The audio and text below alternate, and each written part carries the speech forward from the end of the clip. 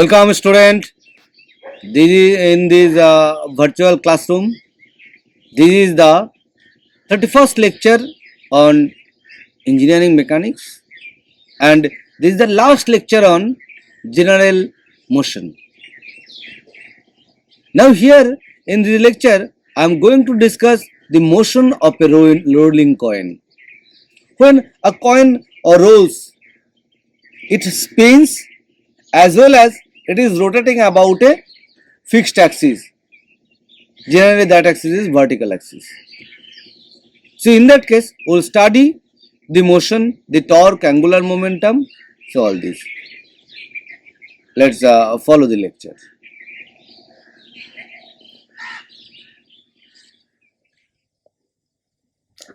I'm going to discuss the rolling coin in the form of a numerical, where it is assumed that it is the coin. We know geometric shape of a coin is a disc, and when we see the disc from one side, it looks like a straight line with a small thickness. So this is from a side view, while motion of a rolling coin, and that's why the coin, though it is shape is a disc, but it is showing the like a straight line. And while spinning, it is spinning about this axis, which is perpendicular to the plane of the coin, and it is the rotation direction, and this is the direction of angular velocity vector, where this is spinning angular velocity is omega s. While spinning, it also rotates about a radius about O with a radius capital R. Here the radius of the coin is assumed as small b, and definitely as it is the disc, uniform disc, so the center of gravity of the coin is at the middle G. While its motion, the coin makes an angle alpha with the vertical, and it is considered that for a small time interval dt, the coin moves from here to here, means it makes an angle d phi at the origin O. The angular speed of the coin of this rotation about O is omega p. So these are the parameters, and any point on the ground is A, which is also the point of the coin. Now what we have to find out? The precessional angular velocity omega p, the angular velocity means total angular velocity means the combination of the spin and the omega p. And here it is asked to use the polar coordinate system. We have to find out the torque working on the coin, and we also have to solve for the diagram of the necessary quantities of motions. And last we have to determine the angular momentum vector S, or sometimes it is termed as L, in terms of the given quantity, means this omega S, omega P, R, B, all this alpha. So based on this we have to find out the angular momentum vector. Now let's start for the solution.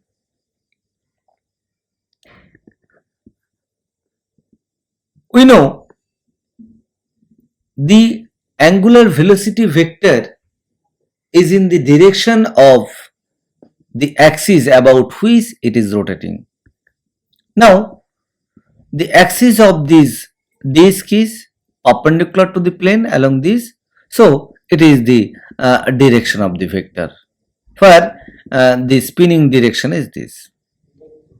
Similarly, the omega p, the precessional angular velocity, is this. In this direction it is rotating. So means it is rotating on a horizontal plane. So the omega p direction is perpendicular to this horizontal plane, means it is the vertical line. So omega p vector, omega p direction is perpendicular to this. Now at any point A, if we consider the spinning angular velocity, then we can say that for a time interval, the distance travelled by the coin is omega s into r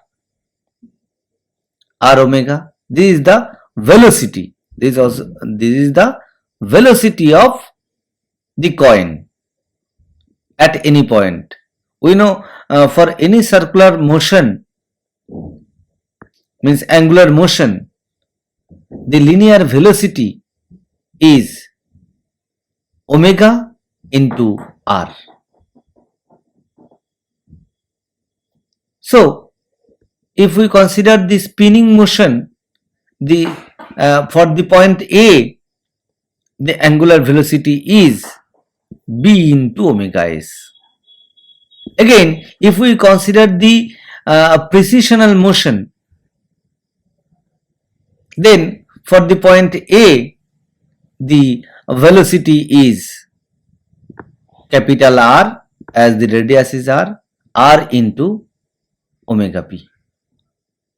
Now in both the cases, point A is fixed point on the coin. So it is the velocity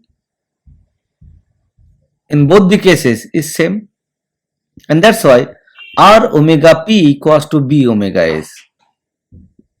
From here we are getting the relation between precessional angular velocity and spin angular velocity.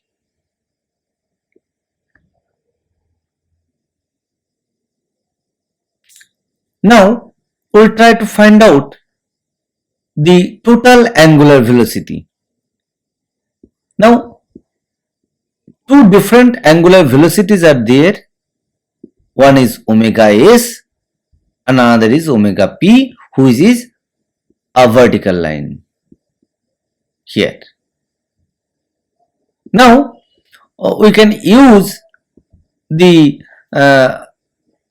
polar moment of polar coordinate system, where this is the direction r and the vertical one is the z direction. Now you notice all the vectors are in this plane of this, in this vertical plane, means rz plane. Now what forces are working on the coin? Consider at this point, as the coin is revolving, rotating about origin O like this, so a centripetal force is working through the center of gravity. Weight of the coin working through the center of gravity, downward direction, and as it is in contact with the ground, so ground will provide a reaction perpendicular to the contact surface, means perpendicular to the plane of contact. means perpendicular to the horizontal floor. So in that case it is the vertical line, normal N. And the other force, that is the friction, because without friction it will slip like this in leftward direction. But as there is a friction, so this tendency of slipping will resist by the friction, and that's why the direction of friction is towards this. Ff is the frictional force. So all these are the forces working on the rotating coin. Now we can resolve the angular velocity of spin in the direction of r and z. So resolving that, we are getting two component, omega s sin alpha and omega s, it is omega s cos alpha. It's a mistake. It is omega s cos alpha, omega s sin alpha and omega s cos alpha. It is alpha. So this is alpha. Now this plus this is 90. Again this angle plus this angle is 90. Hence this is also alpha. So this component is omega s cos alpha. Now in the direction of r, there is only omega s cos alpha vector. Now total omega s vector can be assumed as summation of these two quantity. This is in negative z direction, and that's why it is minus omega s sin alpha z, and this quantity is in negative r direction, so minus omega s cos alpha r, where r and z are the unit direction, unit vector in the direction of r and z. We also know that omega p vector magnitude is omega s b by r, that we have proved in the last slide. And what's the direction? It is vertical, so it is along z. So z unit vector is used here. Now what is the total angular momentum vector, total angular velocity vector? Total angular velocity means summation of all the vectors. In r direction only one vector is there, that is omega s cos alpha, which is opposite to r direction, so minus omega s cos alpha r. In the z direction omega s sin alpha is there, at the same time in opposite means upward, omega s omega p vector is there. So in z direction there is two vector, minus omega s sin alpha z and omega s b by r into z, means this omega p. You notice omega p is upward, so it is positive, and this omega s sin alpha is downward, so it is negative. Now in all the cases omega s is common, so this is omega s cos alpha r and this omega s is b by r minus sin alpha into z. This is equation 2.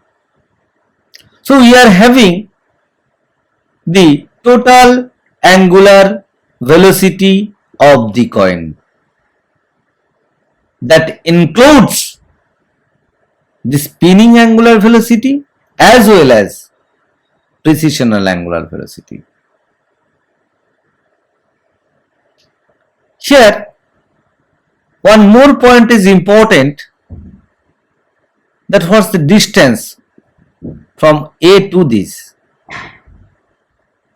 This distance is b minus alpha sin alpha. Why it is so? Because this length is b,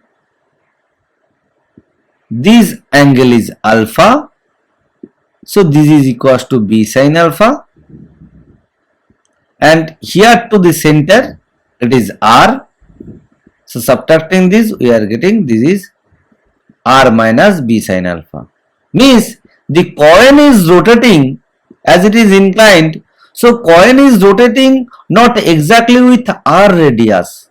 Rather, the coin is rotating with R minus B sin alpha radius, as the center of gravity position is at a distance of R minus B sin alpha from the origin, from the center of rotation.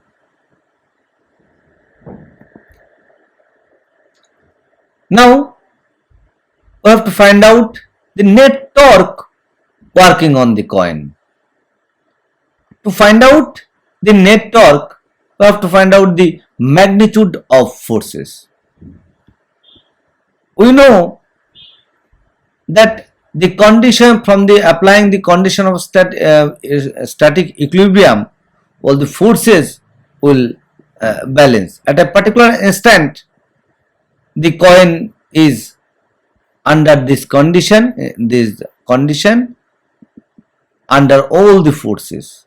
So you can say that this Fc force in x direction and Ff force summation is 0, and it is opposite direction, so this equals to this.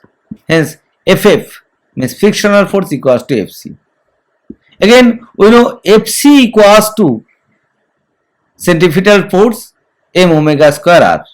M omega means here the positional angular velocity omega p square, and the radius r minus b sin alpha this.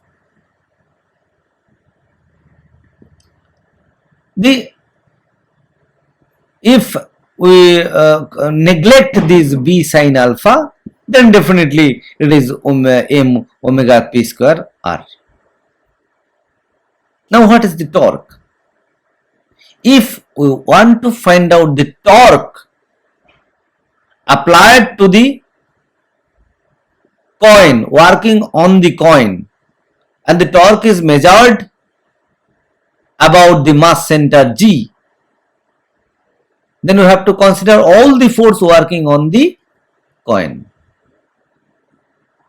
Now for Fc and W both is passing through G, so the torque corresponding to Fc force is 0 and torque corresponding to W force is again 0.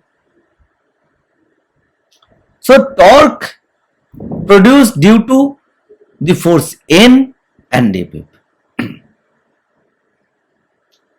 Now for the force N, the torque equals to N into perpendicular distance of G. So this is the perpendicular distance from here to extend line of action of this N force and join. So N this. So this is equals to what? N, and this distance equals to B sin alpha. This is equals to B sin alpha. So these are also equals to B sin alpha. So the corresponding torque is N into B sin alpha. What's the direction of the torque? When we will measure the torque about G, the M tends to rotate the coin in clockwise direction. Let us assume the clockwise directional torque is positive. So it is NB positive, NB sin alpha plus NB sin alpha. Again, the force Ff, that gives anti-clockwise rotation. So it is minus Ff, and what's the distance of this force? Simply from G, draw perpendicular to the line of action of force, then this is the distance. What is this? It is the B, this is B sin alpha, so it is equals to B cos alpha. So the torque causes due to Ff is Ff B cos alpha. So the total or net torque is equals to minus FFB cos alpha plus NB sin alpha. Now substituting the value of FF from this equation and substituting the value of N from this equation, we also can say upward force equals to downward force. Upward force is N, so downward force is W. So N equals to W equals to mg. So substitute the value of N here, mg B sin alpha. So finally T equals to, we are having T, the total torque equals to mg B sin alpha minus m omega t square r minus B sin alpha into B cos alpha. This is equation 4.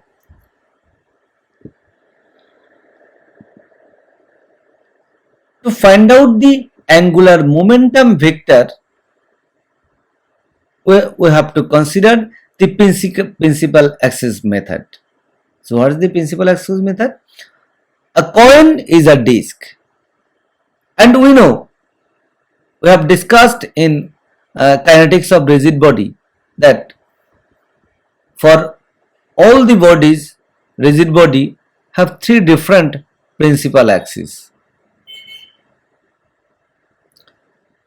In case of a disc, the principal axes are, one is perpendicular to the plane of the coin,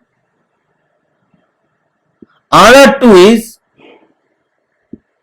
diametral. This here, this is 2 and 3, it is the diametral, means passing through the diameter, passing through the center and along the diameter, this and this, and both is mutually perpendicular.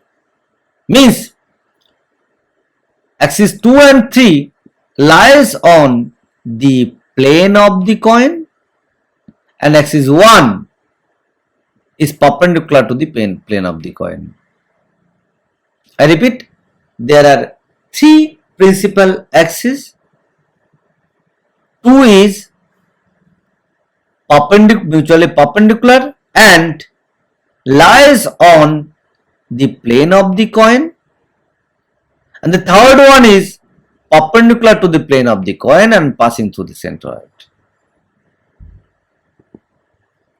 So in our coin, what's the directions? This one is along the perpendicular direction, one which is perpendicular to the plane of coin, this direction. So one principal axis is along this, it is 1. Another is along the diameter, along 2. So if these principal axis 1 and 2 lies on RZ plane, means plane of this paper, then the third axis is perpendicular to the paper. But there is no force working perpendicular to the paper.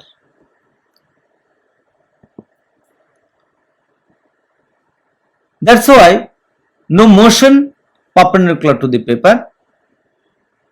So in the third direction, omega 3 is 0. Whereas now resolve the vectors omega s and omega p in the principal axis direction, and resolving that, we are having, if omega 1 is the angular velocity along the principal axis,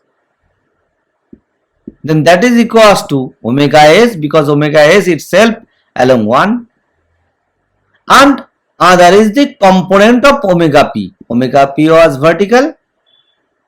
If we resolve the vertical of omega p into component, then we are having in this direction opposite to omega s, it is omega p sin alpha, and another is upward omega p cos alpha. means along 2, not upward, along 2.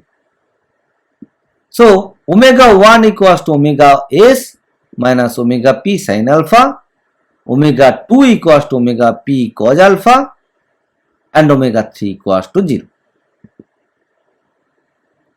Now the mass moment of inertia of the disk. We know the mass moment of inertia about the axis that is passing through the center are perpendicular to the plane of the disk. In that case, I1 equals to half m r square. Here r means the radius, so half m into, here radius is b, so half m b square. Again, using the perpendicular axis theorem, axis 2 and 3 are on 2 and 3 are on the same plane of the coin, and one is perpendicular to the coin. That's why I1 can be written as I2 plus I3. Here, due to the symmetricity of the axis 2 and 3 with respect to the coin surface, 2 equals to 3. Hence, we can write down I2 equals to I3 equals to half I1, solving from these two equations.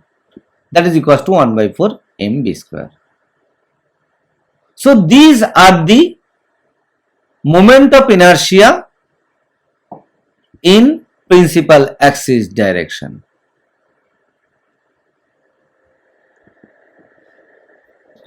Now we have to find out angular momentum vectors. So what are the angular momentum? Let us consider in the principal axis direction. Along 1 the angular momentum is h1, whereas along 2 angular momentum is h2. Now we can write down h1 equals to, we know angular momentum is equals to mass moment of inertia into angular velocity. So h1 equals to I1 omega 1. Now substitute the value of I1 and omega 1. Now we are getting this. H2 equals to I2 omega 2 and H3 equals to I3 omega 3. As omega 3 is 0, so H3 is also 0. Equation 6. Now this problem can be solved by two ways. Here we are using the method that tells the vertical and horizontal component. So what is that? In horizontal components, if we resolve this angular momentum vector in vertical and horizontal direction, then in horizontal direction the vectors are, this is h1, so in horizontal direction h1 cos alpha, and another component of h1 is along this, which is h1 sin alpha. Again, for h2 also can be resolved, and along horizontal direction the component of h2 is h2 sin alpha, it is alpha angle, so along this it is h2 cos alpha. Hence h means horizontal component of angular velocity, angular momentum equals to h1 cos alpha plus h2 sin alpha. Substituting the values of h1 and h2, we are having this equation. Simplifying that, we are having equation 7 for the horizontal component.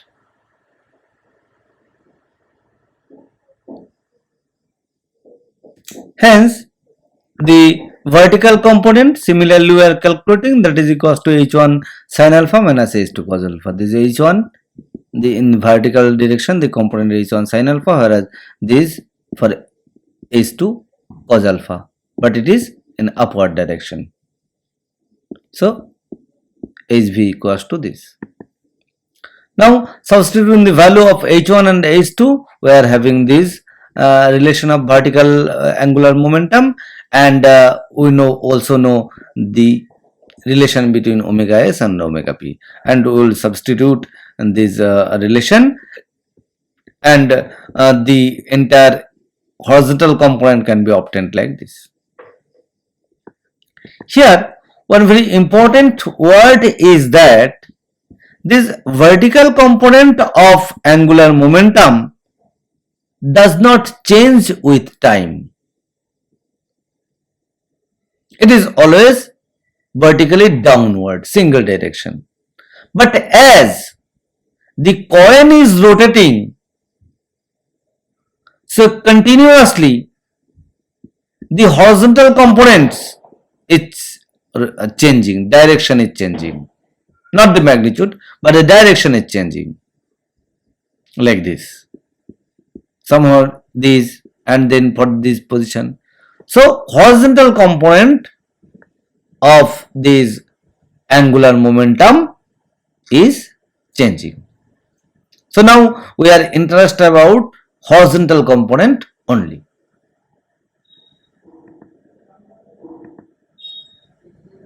Then what is the change of direction? Let us consider for a dt time, the horizontal component, it changes from here to here. Though the magnitude is remain same, but there is a change of direction. And change is, here it is h means horizontal component, and here it is hh plus dhh, and this is the change of angular momentum direction, dh. So applying this condition, we know that the torque causes change of angular momentum. Here angular momentum is the horizontal component only, as there is no change of vertical component, because no torque was there. So this h means the horizontal component only. Now substituting the value of hh here and differentiating with respect to time, we are having, this is the equation, and simplifying that, we are getting this.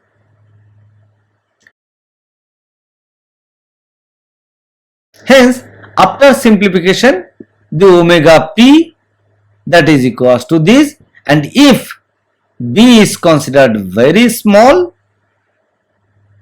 then this 6r minus 5b, this part will maybe negligible, and the entire denominator part is equals to 6r. So substituting this value, omega p can be obtained as this, and from here we can also calculate omega s, as we know the relation between omega p and omega s. And using this, we are getting the tan alpha, and hence alpha equals to tan inverse 6 omega s b square by 5 gr. So finally, while this precessional motion, we are able to calculate from the given data that how much it will incline. Definitely that is a function of radius of the coin, and at what radius it is revolving, and this is also a function of the speed. So more and more speed means this alpha. So depending on the value of omega s, we are able to calculate the value of inclination of the angle.